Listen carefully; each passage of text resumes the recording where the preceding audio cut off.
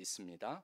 그렇기 때문에 과거 왕자의 높은 등바지만 봐도 등바지의 높이에 따라서 그 권력의 높고 낮음을 상징하는 요소로 작용을 하였습니다. 그러나 르네상스와 시민혁명을 거치면서 의자에도 민주화 바람이 불었다라고 합니다. 그래서 또 산업혁명을 거친 이후에 누구나 등받이가 있는 의자에 앉게 되었다. 등받이가 있는 의자에 앉게 되는 것이 일반화가 되었다라고 합니다. 제가 가나 선교지 학교장으로 갔을 때 가장 먼저 직원들, 그러니까 스태프들이죠. 이분들에게 요청받았던 것이 무엇이냐면은 의자 교체였습니다. 전임자의 의자는 전임자가 가져가야 하고 새로운 리더십이 부여되는 의자가 필요하다라고 하더군요. 그때 알았습니다. 의자에도 권력이 있다는 것을 그때 알았습니다. 굳이 등받이가 없는 의자를 앉기를 고집하는 사람이 있었습니다. 그래서 그에게 왜 등받이 없는 의자에 앉고자 하느냐라는 질문을 그 사람이 받게 되었다라고 합니다. 그는 자신이 그 등받이를 의지하지 않고 싶다라고 대답했다라고 합니다. 무슨 의미입니까? 라고 재차 질문을 받자 그는 그 등받이로부터 나오는 권력에 자신의 마음을 빼앗기지 않으면서 그의 권위와 맡겨진 책무를 자기 자신은 감당하고 싶다라고 대답을 했다라고 합니다. 오늘 우리가 함께 읽은 누가복음 14장 본문은 예수님께서 안식일에 유수한 바리새파 지도자 가운데 한 사람의 집에 들어가셨을 때 초대받은 사람들, 곧 손님으로 초대를 받은 거죠. 손님들이 서로 윗자리, 높은 자리, 으뜸 자리를 골라 잡는 것을 눈여겨 보시고 하신 말씀이었습니다. 당시 유대 사회에서 식사 초대는 단순한 음식을 나누는 자리가 아니었습니다. 개인적으로, 사회적으로, 종교적인 또 의미로 이렇게 나누는 자리였습니다. 함께 식사를 한다라고 하는 것은 서로 인정하고 내가 당신과 어떠한 특별한 관계를 가지고 있습니다. 나의 초대에 이렇게 초청을 받은 것은 당신과 나 사이에 특별한 관계가 또 당신은 나에게 있어서 어떠한 영역에 있어서 받아들이는 존재가 되었습니다라는 것을 공개적으로 표현하는 자리가 바로 잔치 자리였습니다. 식사 자리였습니다. 이방인과 죄인을 배척한 것만 보아도 그 자리에 초대되는 대상에는 어떠한 기준이 적용이 되었던 것이죠. 또한 식사의 자리는 위계적이었습니다. 그래서 초대받은 사람들의 좌석 배치는 항상 신중하고 예민한 문제였습니다. 어떠한 목적으로 초대한 잔치이므로 주인이 정한 자리도 있었을 것이고 또 일반적인 위계에 의해서 경쟁하는 자리도 있었을 것입니다. 여러분 이러한 이야기 들어보셨죠? 국회의원과 또 지역의 이제 행정 공무원들이 함께 어디 출타를 하기 위해서 비행기를 탔는데 비행기 좌석을 보시면은 비즈니스석이나 퍼스트 클래스 좌석에 제한적이잖아요. 그런데 이제 인원이 많이 참석을 하다 보니까 어떠한 사람은 이제 앞자리에 앉지 못하고 이코노믹석으로 밀려나게 되는 그러한 상황이 발생을 하게 된 것입니다. 그럴 때 누구는 앞에 타고 누구는 또 뒤에 타야 하는 그 문제 가운데에서 우선순위를 정하다 보니까 서로 신경전이 벌어지는 웃지 못한 그런 상황이 비행기 좌석으로 인하여서 생겨나게 되었다 하지 않습니까? 이와 마찬가지로 본문에 초대받은 손님들도 계속적으로 사실 보이지 않는 경쟁을 하면서 어떻게 하면은 좋은 자리 또 초대를 받았으므로 초대한 사람들 가까이에 앉을 것인가 라고 신경전을 벌이고 있는 모습을 유심히 관찰하신 예수님이 이 말씀을 하신 상황이기도 합니다. 그러므로 그들의 식사 자리는 예수님을 초대하여 율법을 서로 나누면서 하나님 나라 이야기를 하고 하나님에 관한 이야기를 하는 자리라기보다는 친교의 자리이며 동시에 사회적인 질서를 보여주는 불편한 자리였던 것을 알 수가 있습니다. 이러한 상황에서 예수님께서는 과연 어떤 자리에 앉으셨을까요? 중요한 자리에 앉으셨을까요? 아니면 끝자리에 앉으셨을까요? 그리고 누가 예수님의 자리를 결정해 주었을까요? 아마도 주인이 당시에 셀럽, 여러분 들어보셨죠? 유명인이라는 말입니다. 종교적 셀럽인 예수님을 초청하여 다른 지인들과 더불어 율법을 논쟁하고 관계를 부드럽게 만들기 위한 자리라는 차원에서 주인이 정한 중요한 자리, 아마도 주인이 초대하였으므로 주인 옆에 앉거나 아니면 그 건너편에 앉지 않았을까, 예수님의 자리를 상상해 볼 수 있겠습니다. 그렇지만 거기에 참석한 초대받은 손님들은 예수님의 자리에 별로 신경 쓰지 않았을 것 같습니다. 다만 자신들의 사회적 지위와 체면에 따른 존경과 대우를 받았을 수 있는 자리라서 또 초대한 주인과 그리고 옆에 초대받은 사람들과의 관계에서 자기가 더 높은 자리에 앉아서 더 신분을 더 두텁게 보이게 하고 또 자신을 우러러 볼 수 있는 그러한 자리를 얻기 위하여 그들 마음에 들어있는 경쟁심을 감춘 채 열심히 신경전을 벌이지 않았을까. 그 당시의 상황을 우리는 상상해 볼 수 있습니다.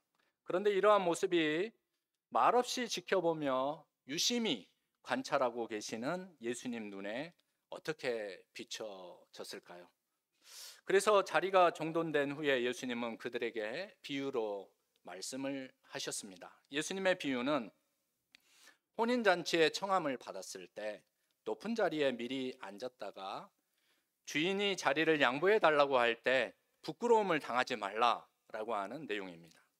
혼인잔치의 식사 풍경을 상상해 보면 높은 자리에 앉는 사람들은 따로 자리를 마련하여 비스듬히 눕거나 의자 위에 살짝 눕거나 기대는 자리로 종들의 시중을 받으며 먹고 마시는 장면을 그려볼 수 있습니다. 그런데 언제 부끄러움이 그들에게 몰려오겠습니까? 자기의 자리를 양보해주고 그 의자로부터 내려와야 할 때가 아니겠습니까? 그래서 잔치에 가서 앉을 때 높은 자리에 앉지 말아야 하는 표면적인 이유는 내려앉으라 라고 하는 말을 주인으로부터 듣지 않기 위해서입니다. 자신을 위하여 그 자리를 선택했지만 보아하니 그래도 된다고 그렇게 생각했지만 잔치를 주관하는 주인의 입장과 생각은 다를 수 있다는 것입니다. 더 나아가 초대받은 손님들의 자리를 결정하는 사람은 최종적으로 오직 주인밖에 없다라는 것을 이 말씀은 우리에게 들려주고 있습니다. 그래서 이러한 부끄러움을 당하지 않기 위해서는 스스로 높은 자리를 선택하지 않는 것이 지혜로운 자다라고 말씀합니다. 이러한 예수님의 가르침은 이미 잠언 25장 6절과 7절 말씀에 기록된 말씀이기도 합니다. 여러분 들어보시기 바랍니다. 왕 앞에서 스스로 높은 채 하지 말며 대인들의 자리에 서지 말라. 이는 사람이 내게 이리로 올라오라고 말하는 것이 내 눈에 보이는 귀인 앞에서 저리로 내려가라고 말하는 것보다 나음이니라. 또한 예수님의 시대를 뒤이은 랍비 아키바와 그의 제자였던 아자이도 이와 유사한 교훈을 남겼습니다. 내 자리보다 두 서너 자리 밑에 머물러 다른 사람이 이리 올라오시오라고 말할 때까지 앉아 있으라. 윗자리로 올라가는 일부터 시작하지 말라. 그 경우 사람들이 너에게 내려오라고 말하게 될 것이다. 사람들이 너에게 내려오라고 말하는 것보다는 올라오라고 말하는 것이 좋다. 이 모든 말씀들은 겸손한 자세가 얼마나 중요한지를 잘 알려주고 있습니다. 부끄러움을 당하지 않기 위해서는 겸손한 것이 지혜다라고 가르쳐 주고 있습니다. 그런데 예수님의 이 비유는 단순히 겸손한 그러한 모양만을, 행실만을 말씀하지 않습니다. 예수님은 누가복음 14장 11절 말씀, 비유를 통하여 하시고자 하시는 말씀입니다. 그 비유의 의미를, 그 너머의 의미를 완성해 주는 말씀입니다. 우리 다 함께 누가복음 14장 11절 말씀을 다시 읽어보시도록 하겠습니다. 무릇 자기를 높이는 자는 낮아지고 자기를 낮추는 자는 높아지리라. 다시 말해서 이 말씀은 무슨 말씀입니까? 혼인잔치의 자리는 누가 결정하는가? 라는 것입니다. 자기 스스로 높은 자리를 찾으나 주인에 의하여 끝자리나 차지할 사람이 있고, 주인에 의하여 높은 자리로 올려져 모든 사람들 앞에서 명예를 얻게 될 사람이 있다는 말씀입니다. 주인은 사람의 참된 존엄과 가치에 의하여 자리를 결정하고 조정할 수 있는 권위와 권한을 가집니다. 누가복음 14장 11절의 말씀은 에스겔 21장 26절 말씀으로부터 나옵니다. 우리 에스겔서 21장 26절 말씀을 함께 읽어보시겠습니다. 주 여호와께서 이같이 말씀하셨느니라. 관을 제거하며 왕관을 벗길지라. 그대로 두지 못하리니 낮은 자를 높이고 높은 자를 낮출 것이니라. 이 말씀은 유다 시드기야 왕을 무너뜨리신 하나님의 역사 가운데 나오는 말씀입니다. 바벨론 왕 느부갓네살 왕을 사용하셔서 거짓과 우상 숭배에 열심을 내었던 시드기야 왕을 무너뜨리시고 그 땅 위에 평범한 사람들을 그 땅 위에서 높이신 사건에 대하여 에스겔 선지자를 통하여서 하나님께서 말씀하신 사건을 담은 그 내용이기도 합니다. 인간의 죄악에 대하여 심지어 세운 이스라엘 왕이라고 할지라도 하나님께서 낮추시기도 하시고 또 하나님께서 평범한 자를 높이시기도 하신다라는 말씀입니다. 아무리 겸손한 행동으로 포장을 할지라도 마음이 교만하면 하나님은 분명히 낮추시고 그 뼈에까지 진실로 겸손한 자는 하나님이 높이신다라는 말씀이 이 안에 들어 있습니다. 그럼에도 인생은 언제나 자리에 연연하고 등받이에 기대어 현재의 영광을 하나님 나라 잔치에까지 가지고 가려고 합니다. 하지만 하나님의 나라 잔치에는 역설적 진리가 있습니다. 세베대의 아들들 야고보와 요한의 어머니가 주님 다스릴 나라에서 우리 아들들을 주님의 한 아이는 오른쪽에 한 아이는 왼쪽에, 마태복음에는 이렇게 표현이 되어 있고 또 마가복음에서는 야고보와 요한이 직접 예수님께 저희를 주님의 나라에서 오른쪽과 왼쪽에 이렇게 앉혀달라라고 하는 부탁한 일을 여러분 기억하시죠? 그들의 어머니와 두 제자에게 예수님께서 이러한 말씀으로 대답을 주셨습니다. 마태복음 20장 23절 말씀을 여러분 들어보시기 바랍니다. 이르시되 너희가 과연 내 잔을 마시려니와 내 좌우편에 앉는 것은 내가 주는 것이 아니라 내 아버지께서 누구를 위하여 예비하셨든지 그들이 얻을 것이니라. 다시 말해서 하나님 나라 잔치에서는 자기 스스로 높여 영광을 취하는 자가 높은 자리에 앉는 것이 아니라 하나님의 뜻대로 하나님의 영광을 위하여 살아가는 자를 위하여 잔치의 주인 되시는 하나님께서 높은 자리를 예비하시고 결정하신다. 이 말씀을 우리는 항상 기억하며 살아가야 하겠습니다.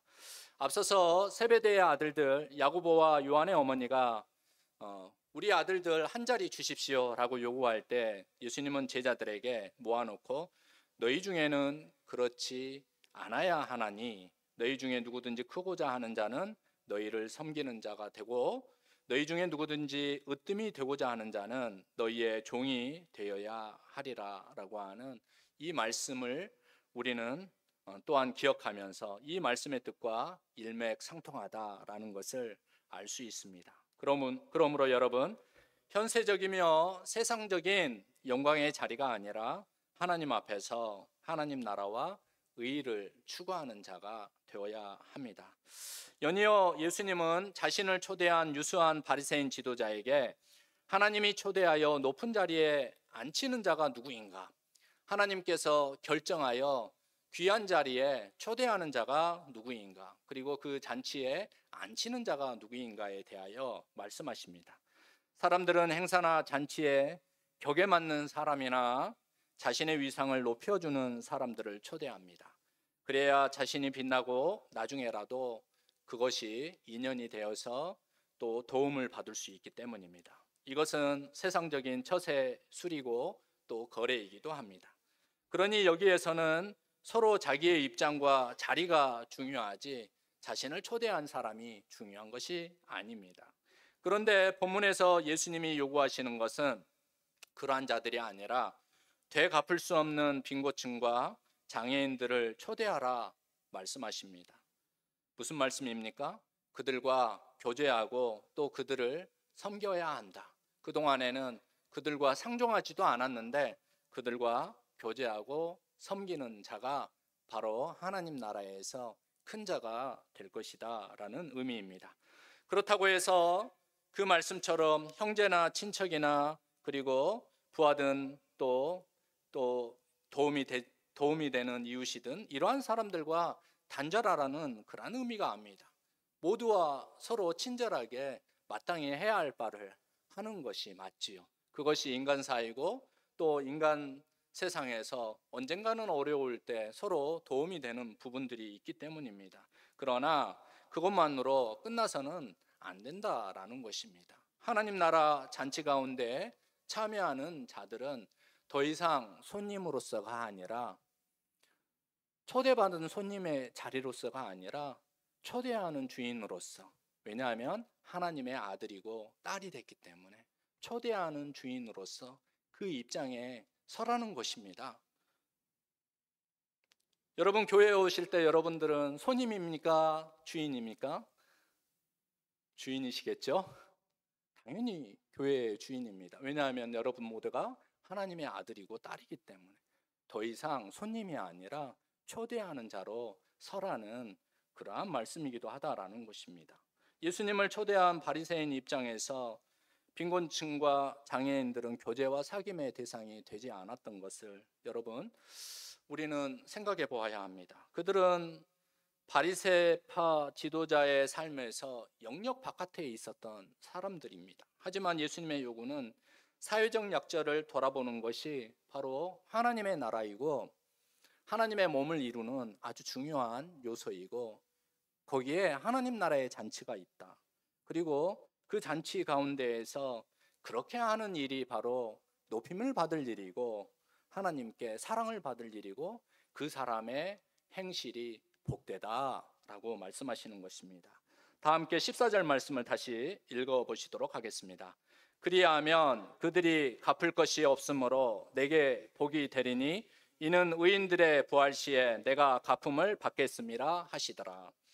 사람들은 돈이나 물건을 빌려줄 때 가장 먼저 걱정하는 것이 무엇입니까? 내가 받을 수 있을 것인가? 여러분 돈이나 물건을 빌려줄 때 이런 사람이 있습니까? 빌려간 사람이 갚을 수 있을 것인가? 돈을 생각하지 사람은 생각하지 않지 않습니까? 적어도 빌려간 사람이 갚을 수 있을 것인가를 생각해보고 빌려준 사람이라면 비록 그 사람이 나중에 갚을 수 없을 것이라고 예측이 되고 또 생각이 되고 또 그렇게 한다라고 할지라도 적어도 실망하지 않을 것입니다. 그러한 마음을 이미 스스로 가졌기 때문인 것이죠. 그런데 여기에서 예수님의 말씀은 아예 은공을 갚을 길 없는 자들을 위하여 크고 작은 만찬이나 잔치를 베푸는 자가 복되다 이렇게 말씀하셨습니다. 그 이유가 무엇이냐면 그들은 갚지 못해도 그들은 그것을 되갚음을 받지 않더라도 의인들의 부활 시에 누가 갚으신다고 했습니까? 하나님께서 갚아 주시기 때문이라고 말씀하고 있습니다. 이것이 바로 하나님 나라의 역설적 진리입니다. 이와 같은 모습으로 사는 사람은 다윗이 성전 건물에 쓸 예물을 모으고 드린 감사 기도의 신앙으로 사는 사람입니다. 우리 다 함께 역대상 29장 12절과 14절 말씀을 함께 읽어보시도록 하겠습니다. 부와 귀가 주께로 말미암고 또 주는 만물의 주제가 되사 손에 권세와 능력이 있사오니 모든 사람을 크게 하심과 강하게 하심이 주의 손에 있나이다. 나와 내 백성이 무엇이기에 이처럼 즐거운 마음으로 드릴 힘이 있었나이까. 모든 것이 주께로 말미암아 싸우니 우리가 주의 손에서 받은 것으로 주께 드렸을 뿐이니이다. 그러므로 이와 같은 사람에게는 사랑 그 자체가 실은 보상이고 축복입니다. 옛말에도 성인의 무심한 은혜는 다만 베풀되 보답을 요구하지 않는다라고 했습니다. 자기가 은혜를 베풀었다고 생각하지 않은데 어찌 보답을 바랄 수 있겠느냐라는 의미입니다. 이것이 바로 하나님 나라 안에 사는 이 그리스도인들의 역설입니다. 세상 사람들이 이해할 수 없는 그리스도인들의 역설입니다. 그리고 그렇게 살면 바보라고 가르치는 세상이 절대 받아들일 수 없는 그리스도인의 역설입니다. 예수님은 왜 이런 삶을 살라고 말씀하셨습니까? 우리의 영광은 현재에 있는 것이 아니라 하나님 나라 잔치 가운데 있기 때문입니다. 우리가 천국을 바라고 또 믿음을 이야기하는데 우리의 믿음은 어떻습니까? 믿기는 믿으십니까? 라고 우리에게 스스로 날마다 자문하면서 살아가야 합니다. 그것을 믿음으로 우리는 그렇게 살아가기 위하여 애쓰고 성령의 은혜를 입고 성령의 능력을 얻기 위하여 기도해야 합니다. 사람의 대갚음이 아니라 하나님의 갚음을 받은 자가 복되다고 하였습니다. 그리고 모든 것을 하나님이 주셨다라고 하는 신앙 고백 위에 굳건하게 서 있는 마라나타, 주님 오시는 그 삶을 바라는 신앙인들이 살아갈 수 있는 그리스도인의 역설이 바로 이 하나님 나라 잔치 가운데 있는 것입니다. 현세에 아무것도 보답할 수 없는 자들을 대접하는 것은 예수님께서 산상수훈에서 마치 보물을 하늘에 쌓아두는 것과 같다 말씀하셨습니다. 예수님은 마태복음 6장 20절에서 이렇게 말씀하셨습니다. 오직 너희를 위하여 보물을 하늘에 쌓아두라. 거기는 좀이나 동록이 해하지 못하며 도둑이 구멍을 뚫지도 못하고 도둑질도 못하느니라. 여러분, 돈은 생명은 아니지만 생명에 비견할 만한 가치를 가지고 있습니다. 왜냐하면 생명인 시간을 드리고 여러분 몸 바쳐 일하지 않습니까? 그렇기 때문에 생명에 비견할 만한 가치를 가지고 있는 것이 돈입니다. 그래서 돈이 소중합니다. 그래서 여러분 수고하고 하나님 앞에 귀하게 드리는 예물이 사실 소중한 것입니다. 생명에 비견할 만한 그러한 예물을 드리는 것이기 때문인 것이죠. 하나님이 그것을 귀하게 여기시는 이유가 액수가 규모가 아니라 바로 그 수고와 노력이 그 안에 담겨 있기 때문이라는 것이죠. 그러므로 그런 가치를 생명의 가치만큼 잘 사용하는 것이 중요하다라는 것입니다. 주님께서는 그러한 가치를 갚을 능력이 없는 사람을 위하여 써야 복되고 영원한 보물이 된다라고 말씀하고 있습니다. 그리고 그들은 사람이 아닌 하나님 앞에서 갚음을 받을 시기에 거기에 그들이 있을 것이다. 의인의 부활할 때 그들이 거기에서 갚음을 받을 것이다. 이렇게 말씀하고 있지 않습니까? 여러분, 제가 가나에서 가나 목사님들과 교제하고 또 가나 교회를 돌아다니면서 이러한 생각이 들었습니다.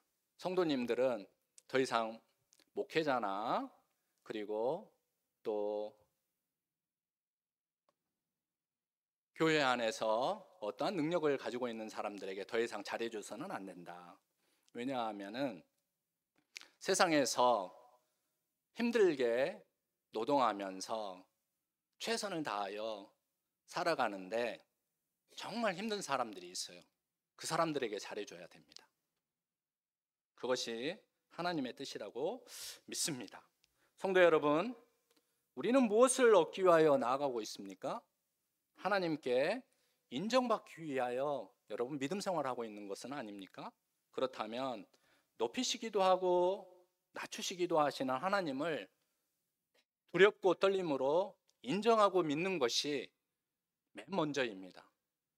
참된 신앙 가운데 서기 위하여서 하나님께 회개하고 부르짖고 진실하고 신실한 마음으로 여러분의 신앙을 세우는 것이 맨 먼저입니다. 그러면 여러분 자신도 살 수 있고 여러분의 가정도 살 수 있고 여러분의 자녀들도 올바른 길로 굳건하게 서 나갈 수 있고 우리가 살아가는 지역과 사회가 새로운 변화 가운데 새롭게 될 수가 있습니다.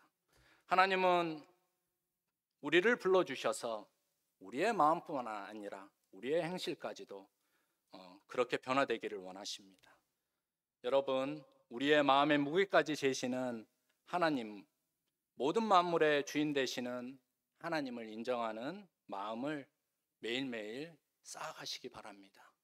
사람들의 추구하는 세상의 가치가 아니라 하나님 나라 역설 가운데에서 여러분 자신을 세워가시기를 바랍니다. 그러면 우리를 초대하신 하나님 나라 잔치 가운데에서 하나님께서 우리를 높여주시고 하나님 나라 참된 잔치의 기쁨 가운데 참여하는 은혜를 우리에게 허락하여 주실 줄로 믿습니다. 이러한 은혜가 여러분들 삶 가운데 함께 하시기를 주님의 이름으로 축복드립니다. 다 함께 기도하도록 하겠습니다. 사랑과 은혜가 풍성하신 하나님 아버지, 우리가 살아가는 세상 속 가운데에서 하나님, 세상의 가치가 아니라 오직 우리를 살피시고 우리의 삶을 인도하시고 하나님 나라 잔치 가운데 참여하여 하나님의 영광 가운데 머물게 하시는 하나님만 두려워하며 우리 자신을 세워가게 하여 주시옵소서. 또한 모든 것을 우리 하나님께서 주셨음을 고백하면서 갚을 능력이 없는 이웃들을 섬기고 세상의 보상이 아니라 하나님의 인정하심과 갚음을 기대하며 살아가는 참된 믿음의 삶을 하나님 살아갈 수 있도록 도와주시옵소서. 지치지 않게 하시고 허튼 것을 보지 않게 하시고 허튼 곳에 우리의 마음을 두지 않게 하여 주시옵소서. 항상 하나님의 잔치 가운데 부름을 받았던 그러한 사람들임을 기억하며 또 부름받지 못하는 그러한 우리의 모습이지만 우리를 불러주신 하나님의 은혜를 기억하며 생각하며 살아갈 수 있는 귀한 하나님 나라 자녀들 모두가 다 되게 하여 주시옵소서. 우리 주님 예수 그리스도의 이름으로 기도드립니다. 아멘. 다 함께 찬송가 454장으로 하나님께 찬양 드리겠습니다. 마지막 절에